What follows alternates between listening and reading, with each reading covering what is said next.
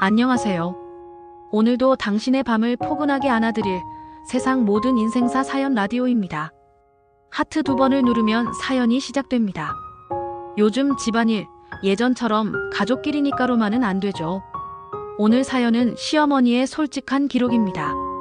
남편을 떠나보내고 혼자 삶을 다시 세우던 어느 날, 기억이 자주 헷갈려서 아들 집 도어락 비밀번호를 바꿨다고 합니다. 편하려고 그랬지 악의는 없었어. 그런데 그 한 번의 편함이 큰 파도를 불러왔죠. 제목 그대로입니다. 비밀번호 바꿨더니 경찰에 신고한 며느리. 지금부터 들려드립니다. 끝까지 함께 해주세요. 사연 시작합니다. 안녕하세요. 저는 마음 많은 환갑인 70대 후반 할머니입니다.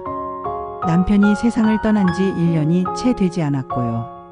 아들 이름은 현수, 며느리는 또래답게 똑부러진 친구입니다. 오늘은 제가 겪은 일을 그대로 들려드립니다. 제목처럼 비밀번호 한번 바꿨다가 경찰까지 보게 된 이야기입니다. 먼저 제 성격부터 말씀드릴게요. 저는 뭐든 스스로 챙기는 편입니다. 남들 눈치 안 보고 틀리면 고치고 맞으면 밀어붙입니다. 그런데 가족 일은 마음만 앞서면 사고가 나더라고요. 그날도 그랬습니다. 남편이 떠난 뒤 집안이 조용해지니 더 불안했습니다. 기억도 예전 같지 않고요. 아들 내외는 고맙게도 제가 남편과 살던 집과 같은 아파트에 터를 내렸습니다. 남편이 떠나고 나니 일주일에 한 번 가던 걸 매일같이 드나들게 되더라고요. 마음이 허해서 그랬던 건지 자주 드나들다 보니 어느 날 아들 집 도어락 비밀번호를 아들 생일로 바꿨습니다. 자꾸 잊어서 그래. 이게 제일 기억나니까. 저는 그냥 편하려고 한 거였어요. 어차피 자주 가는 김에 반찬도 가져다 놓고 냉장고 정리도 좀 해주고 다 제가 편하자고 한 행동이었죠. 여느 때와 같이 아들 내외가 퇴근하기 전 문을 열고 들어갔더니 며느리가 식탁에 앉아 있었습니다. 느낌이 딱 오더군요. 표정이 굳어 있었어요. 어머니, 이런 건 미리 말씀하셨어야 해요. 저희 집 비밀번호잖아요. 비밀번호가 바뀌어 있어서 여러 번 틀리다가 혹시나 해서 현수 씨 생일을 했더니 맞더라고요. 아들은 난처한 얼굴로 엄마가 편하려고. 말하다가 말문이 막혔고요. 저는 가족끼리 이 정도는 하고 넘기려다가 그 말이 불난 집에 기름을 부어버렸습니다. 며느리가 딱 잘라 말하더군요. 편하려면 절차부터 지켜주세요. 미리 알려주시고 바꾸셨으면 저도 이해했어요. 여기서 제가 멈췄어야 했습니다. 괜히 며느리의 말에 화가 올라와서 무언가 했어야 했습니다. 저는 냉장고 문부터 열었어요. 고추장이 맨 뒤에 있길래 앞으로 빼고 반찬통도 제가 보기엔 편한 자리로 옮겼죠. 고추장을 자주 먹는 집이 왜 이걸 뒤로 빼놓은 거야? 반찬통도. 에휴. 그 순간 며느리가 또 말합니다. 어머니, 그건 제가 할게요. 저희 방식이 있어요. 그날 저녁 식탁 위엔 말 대신 젓가락 부딪히는 소리만 남았습니다. 며칠이 지나고 아들 집 우편함에 이상한 편지가 꽂혔습니다. 대출 이자 연체 안내. 수신인은 우리 아들. 담보는 지금 사는 아들의 집. 실행일은 장례 직후. 제가 남편 장례비랑 생전 남편이 해결 못한 돈들을 막아보겠다고 전전긍긍한 게 화근이었죠. 제 머릿속은 내가 막아야 한다로 꽉 찼고 그 생각으로 또 성급해졌습니다. 주말 낮 아들 부부가 없는 시간에 제가 도어락을 눌러 들어갔습니다. 잠깐만 정리하고 나가야지. 장부랑 인감도장을 금고로 옮기고 재활용도 추려놨습니다. 그때 문이 열리더니 며느리가 들어오더군요. 서류 어디 있어요? 금고에 넣었어. 혹시 잃어버리면 큰일이니까.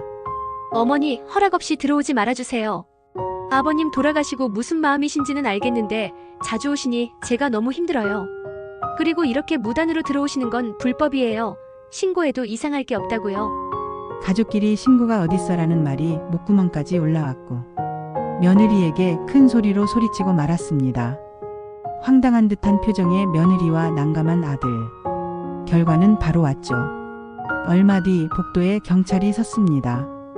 열쇠나 비밀번호로 임의 출입이 반복되면 주거침입으로 처벌될 수 있습니다. 어머니 마음은 이해하지만 저희도 신고가 들어와서 어쩔 수 없었어요. 아들 얼굴이 하얗게 질렸고 이웃들 시선이 등에 꽂히더군요. 그날 밤 동네 생활 앱에는 시어머니 무단 출입 글이 올라와 댓글이 줄줄이 달렸습니다. 모르는 사람들 말이 칼처럼 들어왔어요. 9세대 감시, 폭력 그 단어들이 꼭 저를 향하는 것 같았죠. 새벽에 가슴이 두근거려 119 불러 응급실도 다녀왔습니다. 의사가 부정맥에 과호흡이 겹쳤다.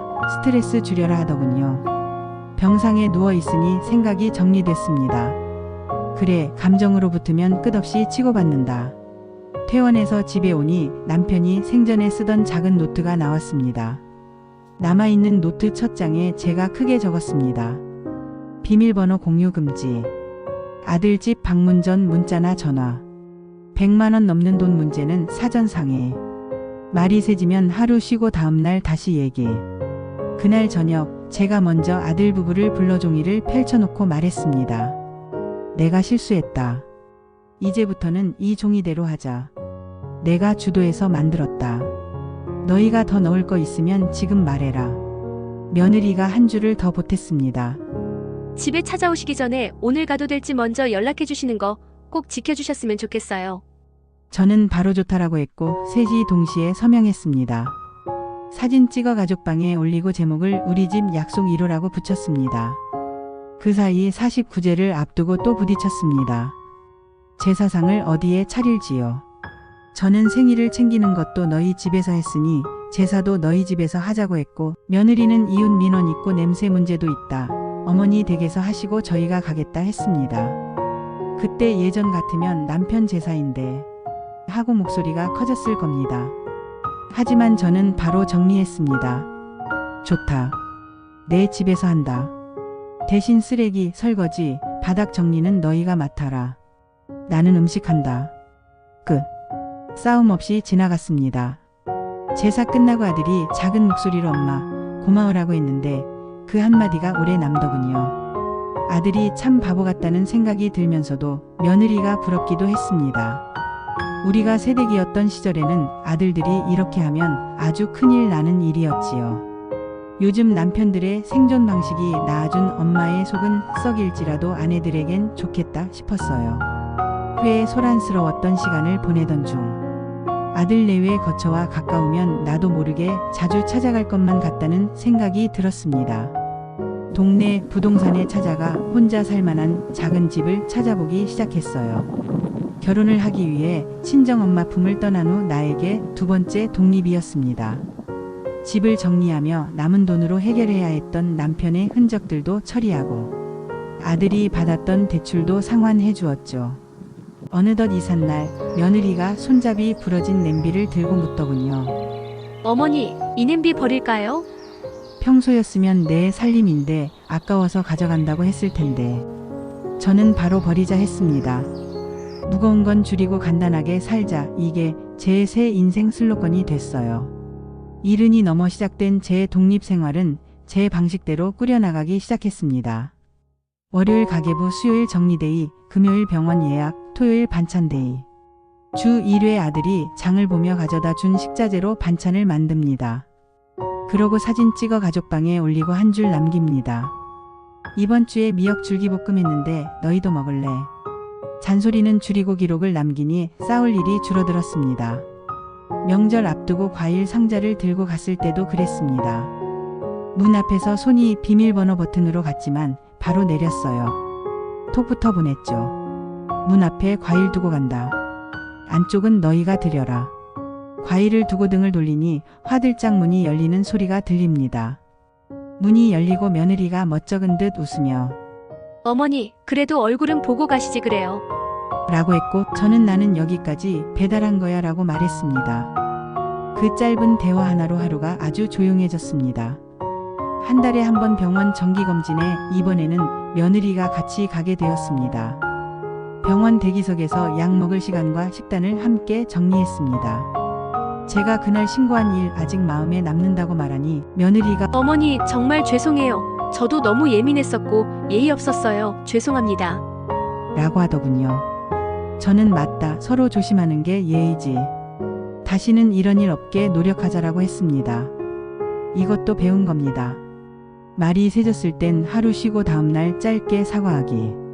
이 규칙 덕을 많이 봤습니다.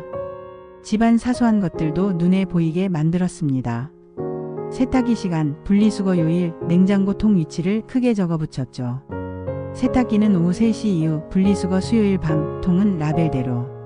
간단하지만 효과 큽니다.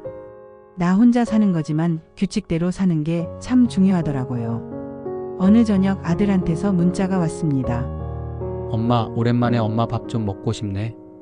아들의 살가운 문자에 기분이 좋아졌습니다. 맛있는 된장찌개를 끓이고 아들을 기다렸어요.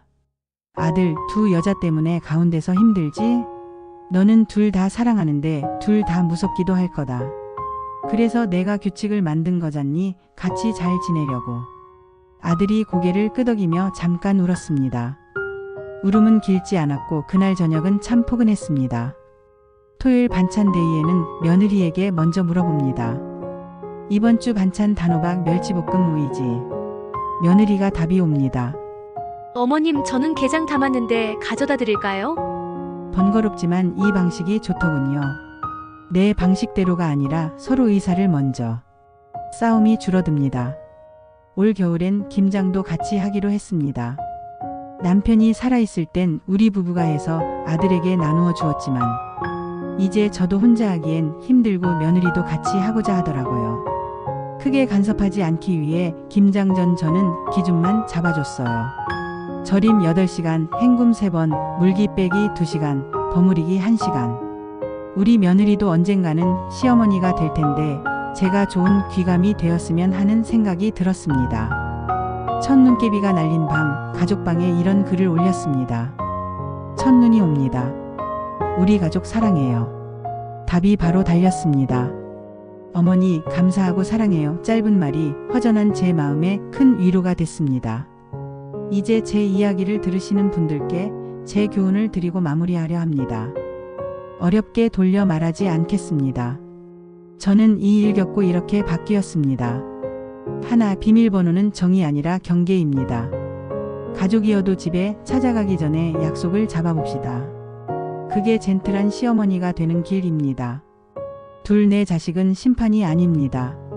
중간에 세우지 말고 직접 이야기하세요. 셋, 자식은 돈줄이 아니다. 금전 문제가 생기면 냉정하게 판단하고 내 선에서 처리하기. 그래도 어렵다면 상의하기. 나중에 미안해질 일을 미리 막습니다. 넷, 감정은 하루 숙성입니다. 오늘 말이 세졌으면 내일 짧게 사과하세요. 어제는 미안했다. 이 정도면 충분합니다. 다섯, 카톡이 효자입니다. 병원 약, 반찬 일정은 사진과 글로 남기세요.